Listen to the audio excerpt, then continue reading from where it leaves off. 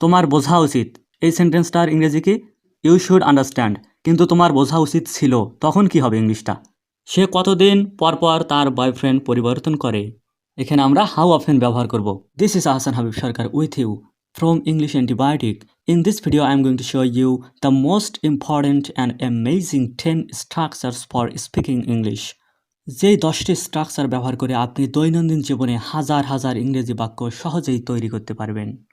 বেশি কথা না বাড়িয়ে চলুন ক্লাসটি শুরু করা যাক। Structure number 1, should have plus V3। তোমার বোঝা উচিত, ইউ শুড আন্ডারস্ট্যান্ড। কিন্তু তোমার বোঝা উচিত ছিল, তখন কি হবে ইংলিশটা? উচিত ছিল, তোমার বোঝা উচিত, ইউ শুড আন্ডারস্ট্যান্ড। তোমার বোঝা উচিত ছিল, ইউ শুড হ্যাভ আন্ডারস্টুড। তোমার বোঝা উচিত ছিল, you should have understood. 2 number structure, how about verb plus ING। How about মানে কেমন হয়। তো আমরা এরকম বলি যে পরীক্ষার পরে তাবলিগে গেলে কেমন হয়। তো এটা ইংলিশ কী হবে? হাউ অ্যাবাউট গোয়িং টু তাবলিগ আফটার এক্সাম। হাউ অ্যাবাউটের পরে ভার প্লাস ING, এ গোটা হচ্ছে ভার, তার সাথে ING আমরা যুক্ত করেছি।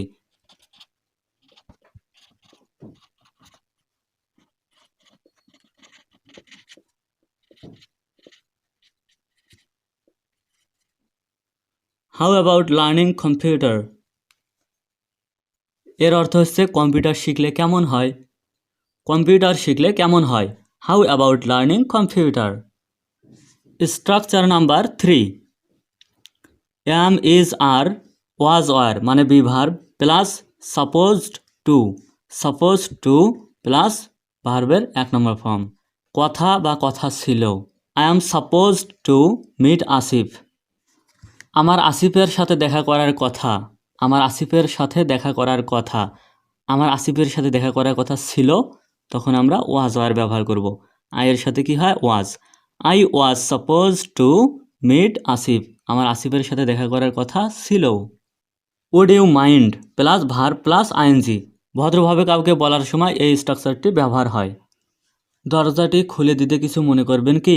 Would you mind opening the door. Would you mind opening the ডোর।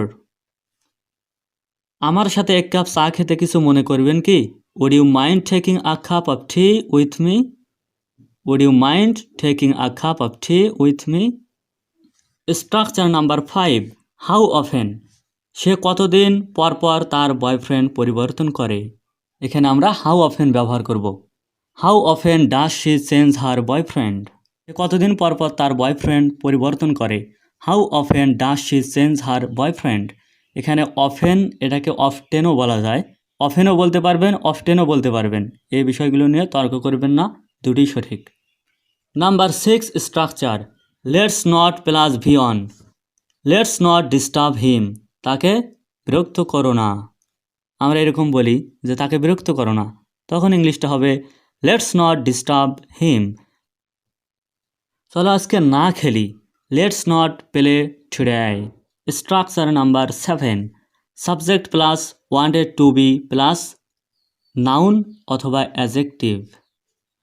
হতে চেয়েছিলাম বা হতে চেয়েছিলেন এরকম বোঝাতে এই স্ট্রাকচারটি আমরা ব্যবহার করব। যেমন আমি একজন ডাক্তার হতে চেয়েছিলাম। I wanted to be a doctor. আমি একজন শিক্ষক হতে চেয়েছিলাম। I wanted to be a teacher. আমি একজন শিক্ষক হতে চেয়েছিলাম। সে একজন ইঞ্জিনিয়ার হতে চেয়েছিল। He wanted to be an engineer. Structure number 8, if plus subject plus were plus person. If she were my friend, যদি আমার সে বন্ধু হতো, মানে হয়নি, যদি হতো, এরকম একটা আপনার আফসোস, মনের একটা আকাঙ্ক্ষা।